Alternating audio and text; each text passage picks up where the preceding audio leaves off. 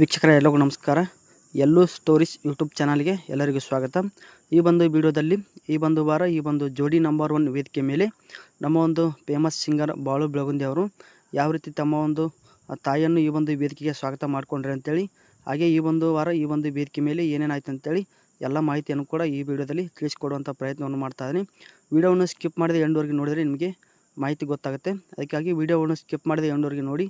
ಬನ್ನಿ ವಿಡಿಯೋವನ್ನು ಸ್ಟಾರ್ಟ್ ಮಾಡೋಣ. ಈ ಒಂದು ವಾರ ಈ ಒಂದು ಜೋಡಿ ನಂಬರ್ 1 ವೇದಿಕೆ ಮೇಲೆ ಮದರ್ಸ್ ಡೇ ತುಂಬ ಜೋರಾಗಿ ನಡೀತಾ ಇದೆ. ನಮ್ಮ ಒಂದು ಬಾಳು ಬೆಳಗುಂದಿಯವರು ಕೂಡ ತಮ್ಮ ಒಂದು ತಾಯಿಯನ್ನು ಸ್ವತಃ ತಾವೇ ರಚಿಸಿ ಆಡಿರ್ತಕ್ಕಂಥ ಒಂದು ಗೀತೆ ಜೀವ ನೀಡಿದ ಜೀವಿಗೆ ನನ್ನ ಕೋಟಿ ನಮನಗಳಂತೇಳಿ ಒಂದು ಅದ್ಭುತವಾದ ಗೀತೆಯನ್ನು ಆಡಿ ತಮ್ಮ ಒಂದು ತಾಯಿಯನ್ನು ಕೂಡ ಈ ಒಂದು ಜೋಡಿ ನಂಬರ್ 1 ವೇದಿಕೆಗೆ ಗ್ರ್ಯಾಂಡಾಗಿ ಕೂಡ ಇಲ್ಲಿ ಸ್ವಾಗತ ಮಾಡಿಕೊಂಡಿದ್ದಾರೆ. ನಮ್ಮ ಒಂದು ಮನೆಯ ದೇವರಿಗೆ ನಾನು ಎಷ್ಟು ಬಾರಿ ಕೈ ಮುಗಿದಿದ್ದೇನೆ ಅನ್ನೋದು ನನಗೆ ಗೊತ್ತಿಲ್ಲ.